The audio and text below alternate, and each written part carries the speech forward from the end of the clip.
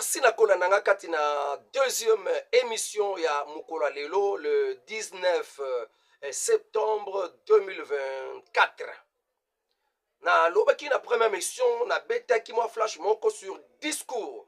Il y a président Traoré et à Burkina Faso en se révoltant contre les occidentaux qui veulent prendre toujours le pays africain comme leur terre et leur patrimoine privé. Alors le président Amemaki vraiment ba peuple à trois pays na révolte. Que batwana bazoya. Ba mindele wana bazoya.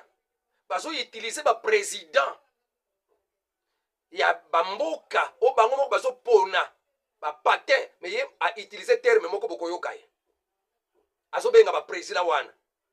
Et ba président wana bazo sala pona ba intérêt poto. Ya bango bazo liesa bango, ba tika la bango liberté bamvoama, mais la population reste pauvre.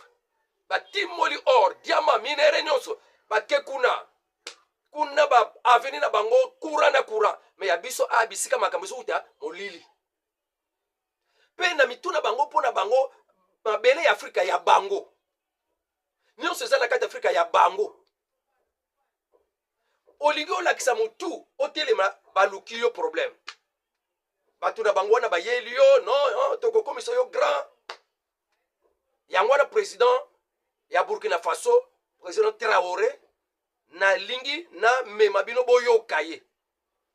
Et makambo zoloba yango pe esengeli RDC alata molimo wana.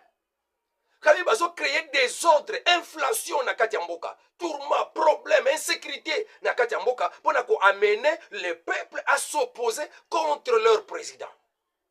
Mais à l'objet que grâce que le peuple la bango ba moni yango ba comprendre yango ba zu déjà révélation yango que même biloko na bango bazo sala wana mais le peuple ya bango connaît mi sat wana Niger, Mali, Burkina Faso, ils ont compris les techniques ya ba occidentaux wana, ils restent soudés derrière leur président. Et c'est là mon conseil pour la République démocratique du Congo, il y a de ces gens que l'Occident a manipulés.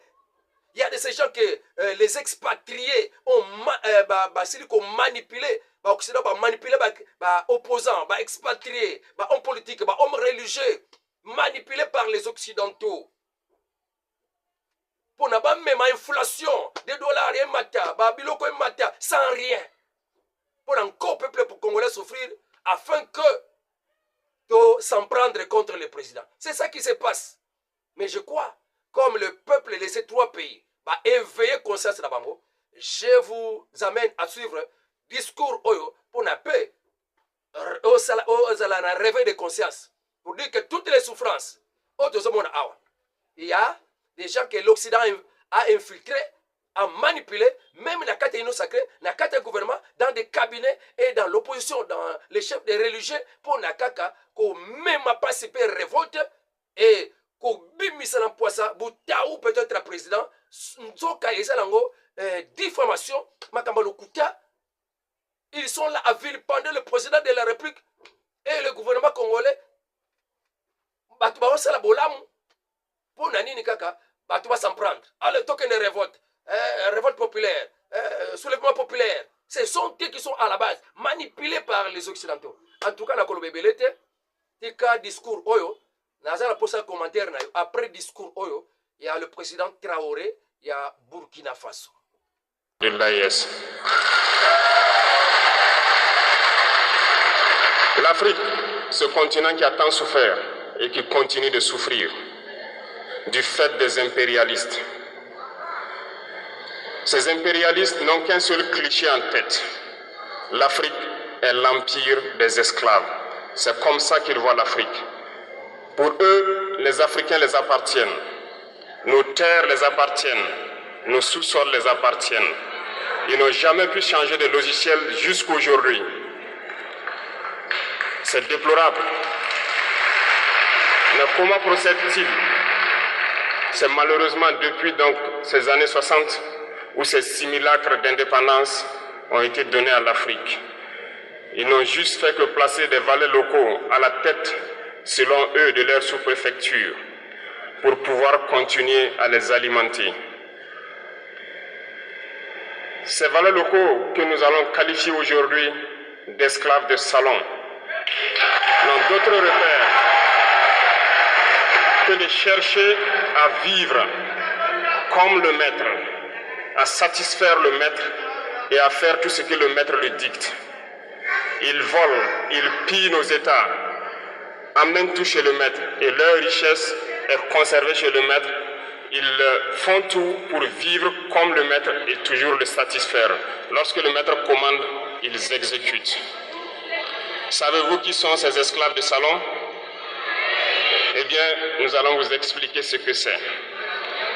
Ce sont des individus qui n'ont aucune dignité, qui n'ont aucune morale, qui n'ont aucune personnalité. Mais le maître esclave a toujours su identifier ces individus. Ils sont toujours prêts à trahir leurs frères pour satisfaire le maître. Ils nous ont trahis depuis l'indépendance et d'autres continuent jusqu'aujourd'hui à nous trahir au profit de leur maître. Ces individus continuent toujours, contre vents et marées, à piller l'Afrique, à aider le maître à piller l'Afrique. Ils se plaisent à le dire chaque année dans leurs sondages économiques. Le Burkina est le pays le plus pauvre, le Mali est le pays le plus pauvre, le Niger est le pays le plus pauvre. Nous sommes classés parmi les derniers. Très bien, si nous sommes aussi pauvres qu'ils le disent, mais quand est venu le moment de prendre nos responsabilités, nous avons demandé à ces maîtres de quitter les lieux. Pourquoi ne veulent-ils pas partir? Lorsque nous prenons le cas du Niger, depuis plus de 40 ans, certains pays exploitent l'uranium pour produire de l'énergie chez eux. D'Ottawa jusqu'à Paris, les rues sont illuminées, c'est la lumière. Mais au Niger, c'est l'obscurité qui nous est servie. Lorsque vous partez dans nos États, nos sols sont troués de toutes parts pour rechercher les métaux précieux tels que l'or.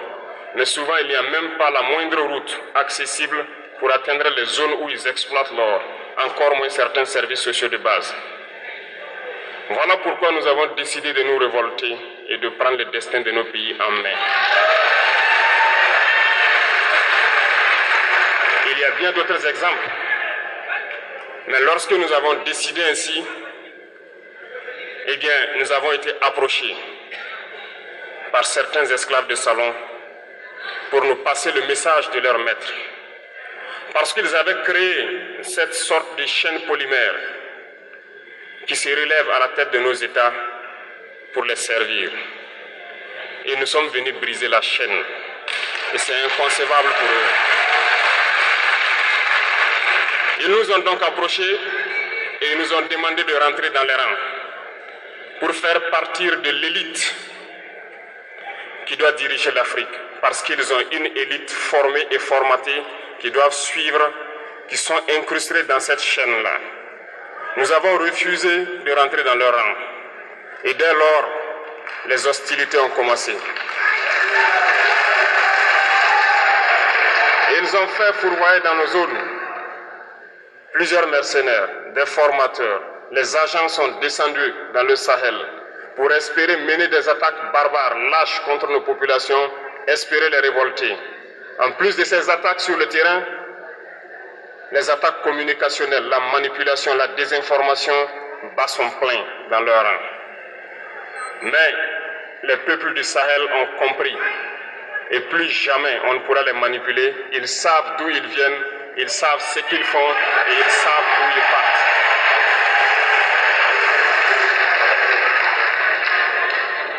Nous n'allons plus permettre cela. Les gens sont éveillés et les gens se battent aujourd'hui, pas pour nous-mêmes, mais pour les générations à venir.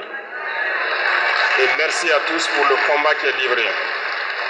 Cela ne nous fait jamais pleurer. Nous n'allons pas trembler. Nous allons affronter. Nous allons nous battre pour l'indépendance réelle, pour notre liberté. Parce que pour faire peur au peuple de l'AES, ces individus n'ont que 3 termes dans la bouche: démocratie, liberté, droits de l'homme. Bien sûr, leurs valets locaux ne sont élus que dans un processus démocratique, libre et transparent selon eux leurs valeurs. Quoi de plus normal qu'on veuille nous imposer cela, parce que c'est eux qui édictent les règles. Très bien. Nous avons décidé de nous assumer.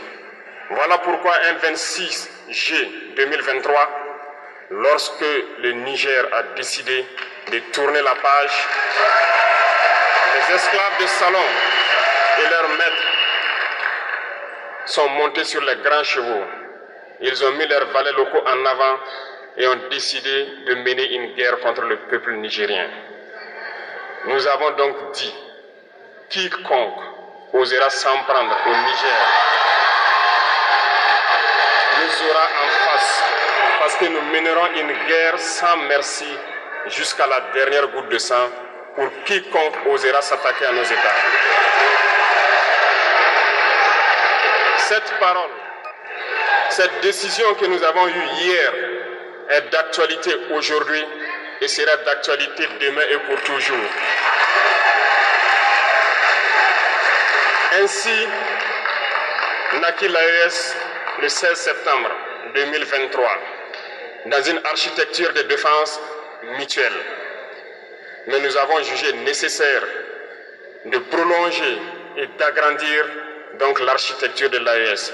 Ce qui nous rassemble aujourd'hui doit nous permettre d'aller sur d'autres terrains en plus de la défense, notamment les finances et l'économie, les infrastructures, la santé, l'éducation, bref, j'en passe.